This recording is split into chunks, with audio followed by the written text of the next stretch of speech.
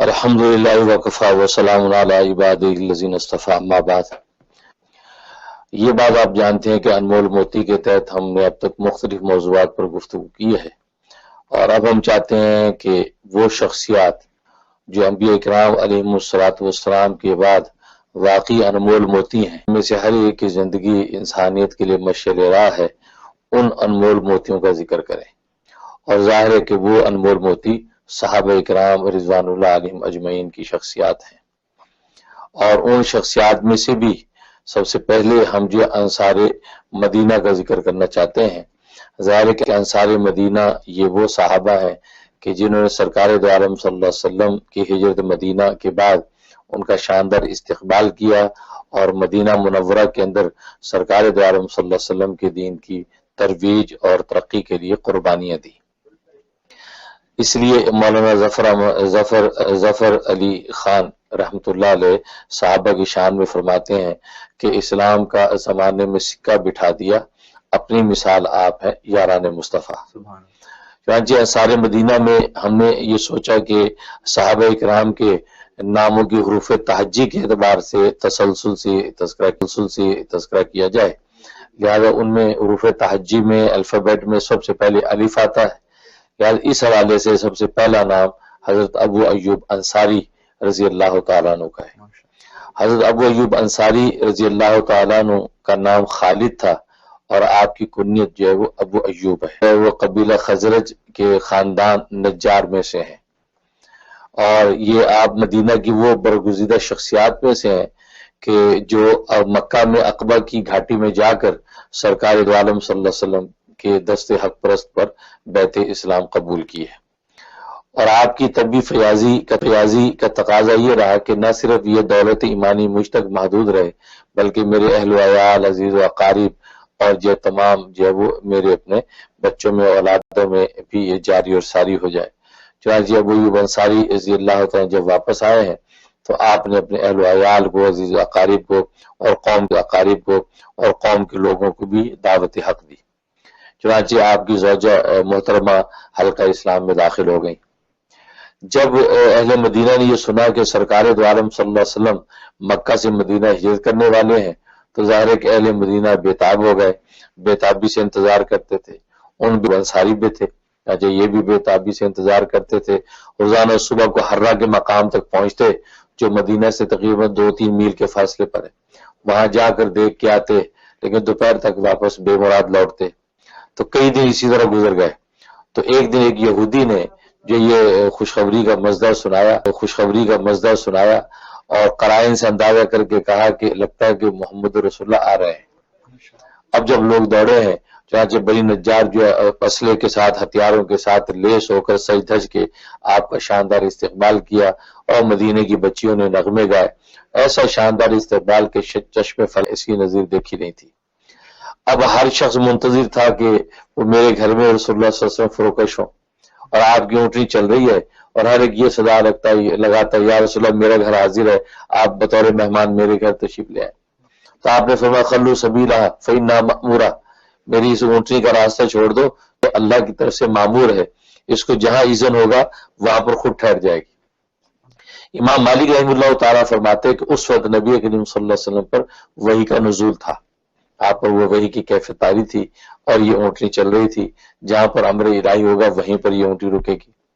چنانچہ یہ سلسلہ چلتا یہاں تک ابو ایوب انصاری رضی اللہ تعالیٰ کے گھر کے سامنے یہ اونٹنی بیٹھ گئی۔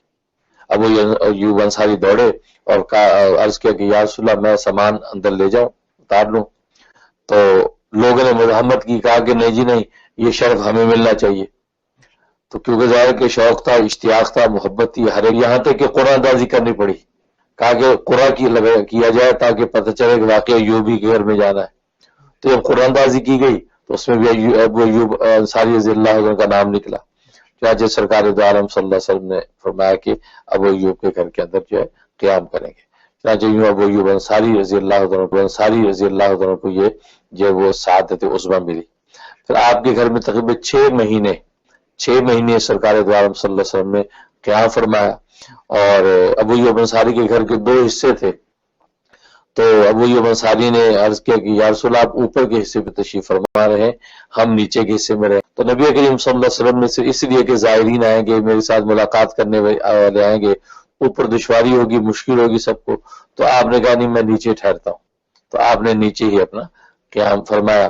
اور اس دوران میں انصار مدینہ اور کبھی خود ابو ایوب انصاری کے گھر سے کھانے کا انتظام ہوتا رہتا تھا. ایک رات عجیب واقعہ پیش آیا کہ اوپر کی منزل پہ ابو ایوب انصاری ان کی اہلیہ تھیں، تو اوپر پانی کا گھڑا پڑا تھا، وہ ٹوٹ گیا. اب ظاہر ہے کہ چھت معمولی تھی، گھڑا ٹوٹا تو پانی چھت پہ پھیلا. اندیشہ یہ تھا کہ پانی ٹپکے گا اور رسول اللہ صلی اللہ علیہ وسلم پہ آئے گا. اب یہ دونوں حضرات ظاہر ہے کہ محبت اور عقیدت میں تو سرشار تھے، بے چین ہو گئے. ان کے ایک ہی لحاف تھا، تو وہ لحاف جلدی سے پانی پہ ڈال دیا تاکہ وہ اس پانی کو جذب کر لے اور پانی نیچے رہ جائے. اور خود ساری رات جب کمرے کے کونے پہ بیٹھ کر رات گزاری، اسی خوف سے کہ رسول اللہ صلی اللہ علیہ وسلم پر جو پانی نہ گر گیا. صبح اٹھ کے جو عرض کے یا رسول اللہ رات یہ بات، اور ہماری درخواست یہ کہ آپ اوپر تشریف رکھیں، اس لیے کہ یہ وہ رات جو واقعہ ہوا ہے، اگر پانی کے ایک قطرہ بھی گر جاتا تو ہماری زندگی تو جو ہے وہ ختم ہو جاتی. یہ حالت تھی محبت اور انتہا کی. چنانچہ رسول اللہ صلی اللہ علیہ وسلم کی درخواست قبول کی اور اوپر آپ نے قیام فرمایا. اسی طریقے سے سلسلہ چلتا رہا. ابو ایوب انصاری اپنی جانثاری کے ساتھ خدمت کرتے رہے. اور عجیب محبت کا عالم تھا کہ کھانا جو بچ جاتا تھا رسول اللہ صلی اللہ علیہ وسلم ابو ایوب انصاری کے پاس بھیج دیتے تھے. اور ابو ایوب انصاری رضی اللہ تعالیٰ کھانے میں ان جگہوں کو دیکھ کر کہ جہاں جہاں رسول اللہ صلی اللہ علیہ وسلم کی انگلیاں لگی ہیں، آپ کے دستے مبارک لگے، اس جگہ سے کھاتے تھے. اس کا محبت کا عالم. ایک مرتبہ کھانا بھیجا تو کھانا واپس آ گیا، تو حیران ہو گیا کہ کھانے میں رسول اللہ صلی اللہ علیہ وسلم کی جو انگشت مبارک کے نشان نہیں ہے، آپ نے تناول نہیں فرمایا. تو بے چین ہو گیا، جلدی سے رسول اللہ کے پاس گئے، یا رسول اللہ کھانا آپ نے تناول نہیں فرمایا، خیریت ہے، کوئی ناراضگی ہو گئی؟ آپ نے فرمایا کہ اصل میں اس میں لہسن ڈلا ہوا ہے اور مجھے لہسن پسند نہیں. تو آپ نے اسے فرمایا کہ یا رسول اللہ آپ کو جو چیز پسند نہیں ہے آج کے بعد ابو ایوب انصاری کو بھی پسند نہیں ہے، میں آج کے بعد لہسن استعمال نہیں کروں. یہ حالت محبت کی. اور اسی طریقے سے تمام غزوات میں وہ شریک رہے. اور ان کے بعد حضرت علی مرتضیٰ رضی اللہ تعالیٰ کے لشکر کی طرح زندگی گزری. اور آپ کے تین جو اخلاق جو بڑے نمایاں تھے، ایک تو محبت رسول، دوسرا جوش ایمانی، اور تیسرا جو حق گوئی و بے باکی. یہ آپ کے خاص وصف تھے. اسی طریقے سے آپ نے زندگی گزاری. علم و فضل کا عالم یہ تھا کہ صحابہ کرام آپ سے مسائل کی جو تحقیق کروایا کرتے تھے.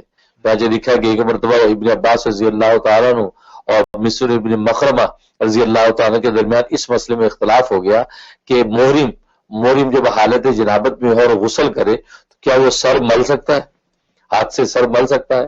تو ابن عباس رضی اللہ تعالیٰ کا جو کہ سر مل سکتا ہے. اور مصر ابن مخرمہ کی رائے تھے کہ نہیں، وہ سر نہیں مل سکتا. ظاہر ہے کہ وہ سر پہ ہاتھ رکھے گا سر ملے گا تو بال بھی ٹوٹنے کا اندیشہ ہے، دوسرے اندیشہ ہیں، تو اس وہ منع کر رہے تھے. تو ان دونوں نے بھی کہا کہ چلو ابو ایوب انصاری سے پوچھواتے ہیں. راجی عبداللہ بن حسن کو ان کے پاس بھیجا اور ابو ایوب انصاری سے پوچھوایا. تو آپ اتفاق سے اسے غسل کر رہے تھے، غسل کرتے پردہ ڈالا ہوا تھا. جیسے عبداللہ نے سوال کیا تو انہوں نے اپنا سر باہر نکالا اور ہاتھ سے ملنے لگے. فرمایا کہ میں نے رسول اللہ کو اسی طرح غسل کے ہاتھ میں سر ملتے دیکھا. تو معلوم ہے کہ محرم جو حالت احرام میں جب غسل کرے جناب تو اس وقت وہ سر جو ہاتھ سے مل سکتا ہے. تو علم و فضل کا یہ عالم تھا. اسی طریقے سے آپ کی زندگی کے شب و روز گزرے ہیں. اور لکھا کہ قسطنطنیہ کے جہاد کے بارے میں نبی پاک نے یہ بشارت دی تھی کہ جو قسطنطنیہ کے جہاد میں شریک ہوگا تو اس کی بخشش ہو جائے گی. تو آپ نے پیرانہ سالی میں 80 سال کی عمر ہے، کہا کہ مجھے بھی لے کے چلے. آپ بھی اس قسطنطنیہ کے جہاد میں گئے ہیں اور راستے میں جو ایک وبا پھیلی، بہت سے مجاہدین شہید ہو گئے، آپ بھی بستر مرگ پر تھے. تو یزید بن معاویہ یہ قسطنطنیہ کے جہاد کا جو وہ تھا سپہ سالار تھا، تو عیادت کے لیے آیا. کہا کہ آپ کی خدا نہ خواستہ اجل آ گئی تو آپ کی کوئی وصیت ہو بتائیے.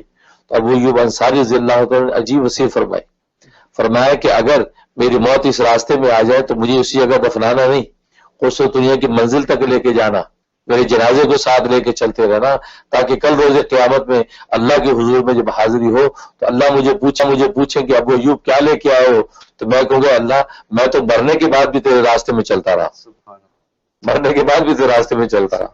چنانچہ وہی ہوا کہ آپ کے جنازے کو لشکر ساتھ لے کے چلا اور قسطنطنیہ کے قلعے کی دیوار کے ساتھ آپ کی تدفین ہوئی.